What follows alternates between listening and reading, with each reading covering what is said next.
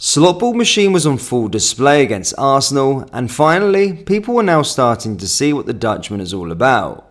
The Real Betis game was a good run out for the lads, and an opportunity for Arne Slot to try a few different tweaks. Take as an example how both Harvey Elliott and Dominik Szoboszlai played as number 10s when the club had no strikers available. We also saw some hints of how Liverpool might look under the new manager next season. More possession, slower build-up phase, and especially more fluidity. However, that didn't mean too much, did it? After all, it was just the first official pre-season game against a lesser opponent. Well, the same can't be said for our second game in the United States, as we faced one of the Premier League title favourites in Arsenal. So surely, such a clash would highlight more change brought by Arne Slot to the club, right? We're sure many of you, just like us, stayed up all night to watch the game. Others might have had to miss it due to work. In either case, this video is good for you as we will provide you with an analysis of the game, discussing what the Reds did best in the second match of the pre-season. But before we do get into it, please do hit that like and subscribe button, and let's jump straight into it. When compared to our first game against Betis, you'd find that Slot had made one change to his starting 11. However, this single change had made the lineup look interesting to say the least. Kelleher remained between the posts with the same back four of Jarell Quansah, Sepp van der Berg, Connor Bradley and Tsimikas. So far, nothing new, right? Well, the single change that took place in the starting lineup was Wataru Endo making way for Diogo Jota, and this right here is what may cause some confusion. How is this midfield going to look like without a number 6? Will it be Jones and Szoboszlai in the double pivot, or will Elliott drop deeper than usual? Will Curtis play as a sole number 6? See, there's so many questions about the midfield, but also the front line needed to be more clear. Will Jota slot into the number 9 role with Salah and Carvalho staying on the wings, or will the Egyptian king act as a false 9? Well, we have the answer for you guys, so let's jump straight into our game analysis. The first thing you would notice in this game is the Reds' consistency when it comes to build-up shapes and fluidity. With Kelleher stepping up to act as a +1, Liverpool often build up in a 4-2 or 3-2 shape, with the centre-back splitting for Kelleher to step forward. However, there's also been another shape which was kind of unusual. Kelleher stepped up between the splitting centre-backs while both full-backs stayed kind of narrow and at the same line as the double pivots. This formed a 3-4 build-up shape. Even when building up higher up the pitch, the Reds lined up in this shape, so one might wonder, why is that? Well, it's safe to say that Arsenal had been one of the most organised sides out of possession, and arguably the best pressing teams when it comes to structure. And so, building up in this 3-4 shape, it gave the Reds the numerical superiority in deeper areas to play through the Gunners' initial line of press, all while having options to go long. Now we'll go through this in more details, but first we need to examine a certain change in some players' roles. The change that we saw here was how Dominik Szoboszlai acted as one of the team's double pivots alongside Curtis Jones.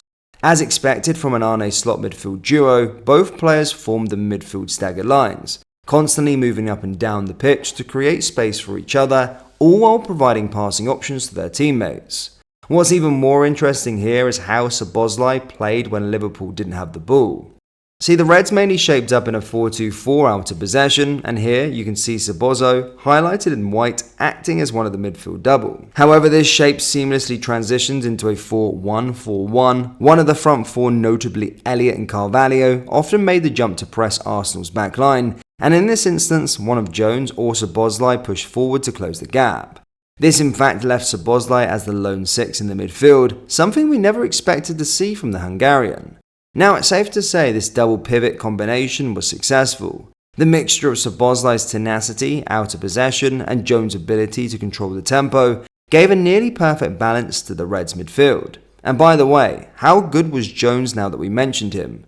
It feels like the young midfielder perfectly slotted into Arne's system. He was the one dictating the play as everyone slowed down when he decided to recycle possession and quickly stepped up when he advanced the ball.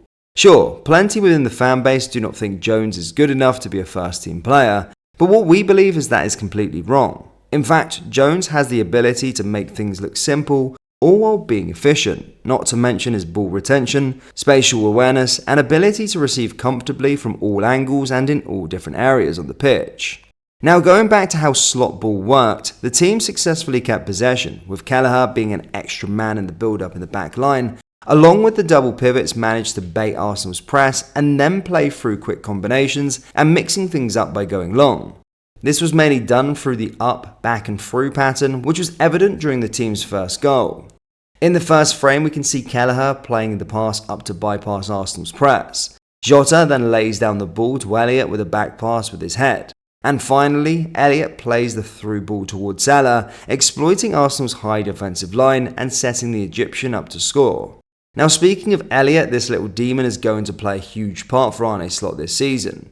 He looks perfectly suited to play Slot's number 10 position. He's always around the box, sensing those opportunities to slip into his teammates with a clever pass, which is exactly what happened for Liverpool's second goal of the game, as he magically split Arsenal's back line with a lofted pass. The Reds had a nearly perfect first half if it wasn't for Kai Havertz denying us for the clean sheet.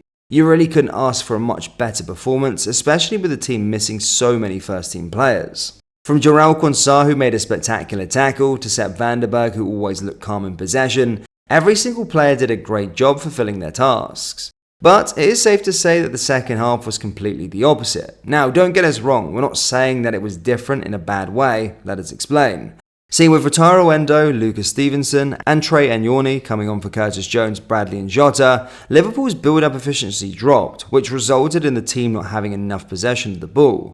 Also, playing without a number 9 denied the Reds a chance to go long, which nullified our transition. In addition to this, it felt like Slot was trying to make his side adapt to a game state. With Arsenal pushing for the equaliser, Liverpool dropped to a 4-4-2 mid and low blocks, trying to eliminate any free space by maintaining a compact structure. The numbers don't lie. Liverpool's accurate passes dropped from 202 to 115 in the second half, but not only that. After accumulating 52% ball possession in the first period, the Reds only had 29% in the second half. Again, we're not saying this is a bad thing. In fact, having this ability to adapt to the game scenarios and shut down shop when needed is crucial, especially against big teams. Now, one more thing Arne Slot deserves credit for is how he's slowly building the players' fitness up. Key starters like Salah, Elliott and Szoboszlai were taking off the 70th minute, 10 more minutes than what they played against Betis. This is crucial to help the players steadily get into their physical peak, all while avoiding getting injuries. Now, it's safe to say that the last 20 minutes were dull, but we really wouldn't mind that since Arsenal struggled to pose any real threat despite having the majority of the ball. This is where our young guns stepped in as they guided the team to the victory by being disciplined in and out of possession. Tyler Morton in particular deserves a shout. The 21-year-old made a brilliant tackle in the penalty box, all while helping the team maintain their pressing shape by timing his jumps in the final third. All in all, Liverpool's performance during this game was nothing short of impressive, especially during that first half. Having a number 9 like Jota make runs in behind and drop deep to help with progressing the ball showed how crucial having such a player in the team. The fluidity and the patience during the build-up shape also shows that Arne Slot's training methods are already working. The second half, despite being less entertaining, showed that the team can maintain its compactness to sail through victory despite having young players stepping in. So what do you guys think about the performance? With many other players still returning, do you think Slot's Liverpool will get even better? Let us know your thoughts in the comment section below, and if you enjoyed today's analysis, please do hit that like button and subscribe to the channel for more Liverpool content. Thank you, and I'll see you next time. Take care. Peace.